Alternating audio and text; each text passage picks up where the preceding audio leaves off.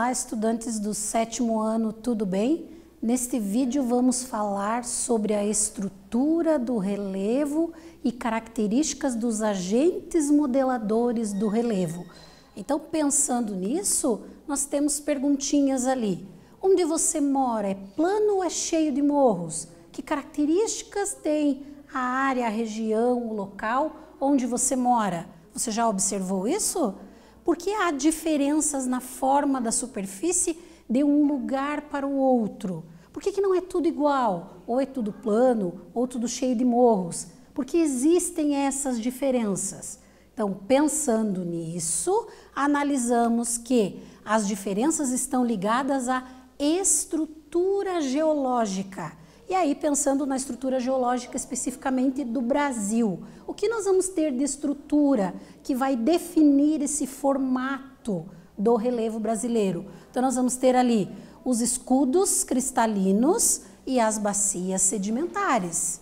A partir, então, desta ideia, os escudos cristalinos são as formações mais antigas, aquelas rochas que se solidificaram primeiro no planeta há mais de 2 bilhões de anos atrás. Então aí a formação dos escudos cristalinos que representam em torno de 36% do território brasileiro.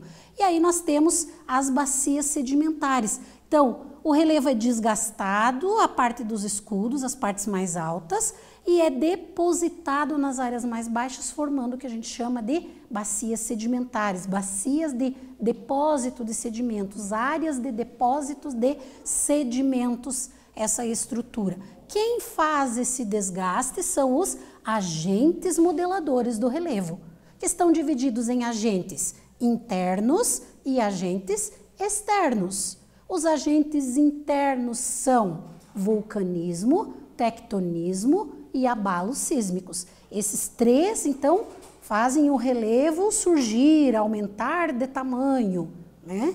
E nós vamos ter os agentes externos do relevo, a água, o vento, o gelo e as atividades humanas são modeladores, modificam as características naturais do relevo, e as imagens trazem bem essa ideia de áreas que foram modificadas ali do relevo a partir do trabalho humano, nessa ideia dos agentes que modelam o relevo. A partir dessa ideia de estrutura e agentes modeladores do relevo, foram desenvolvidos no Brasil estudos de classificação do relevo brasileiro. Então nós temos 3 estudos. O primeiro deles, feito pelo professor Haroldo de Azevedo na década de 40, que dividiu em planícies e planaltos. Então nós temos ali, por exemplo, o Planalto Guiano, a planície amazônica, o Planalto Central e o Meridional, a planície costeira, são exemplos ali do estudo feito pelo professor Haroldo de Azevedo. Depois, na sequência, nós vamos ter um outro estudo mais tarde, desenvolvido pelo professor Aziz Absaber.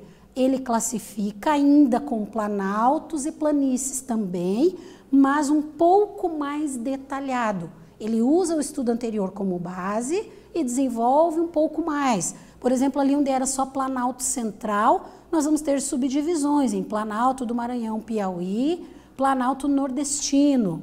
Aqui nas áreas das planícies costeiras, nós vamos ter ali também as serras e planaltos do leste e sudeste. Então, é um novo estudo ali mais aprofundado. E na década de 90, nós vamos ter um outro professor que, utilizando esses estudos anteriores como base, ele também desenvolve daí sim um estudo mais aprofundado, que neste estudo aqui, ele classifica, além dos planaltos e das planícies, as depressões. Então é o professor Jurandir Ross que desenvolve estudos em que o relevo brasileiro aparece classificado como planaltos, planícies e depressões. E aí nós vamos ter as diferentes formações aqui presentes, o mapa traz para nós essa informação. Então o que nós vamos ter ali? Áreas de planaltos, né, que estão nesse tom aqui um pouquinho mais em marrom, são várias áreas de planalto. As depressões, que são grandes porções em todo o território brasileiro, inclusive aqui onde era só Planalto Meridional, agora nós temos uma depressão.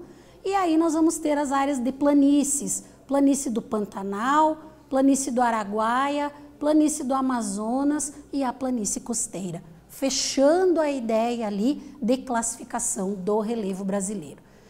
Nesse vídeo, portanto, nós falamos sobre estrutura e classificação do relevo brasileiro. Espero que vocês tenham gostado. Até breve.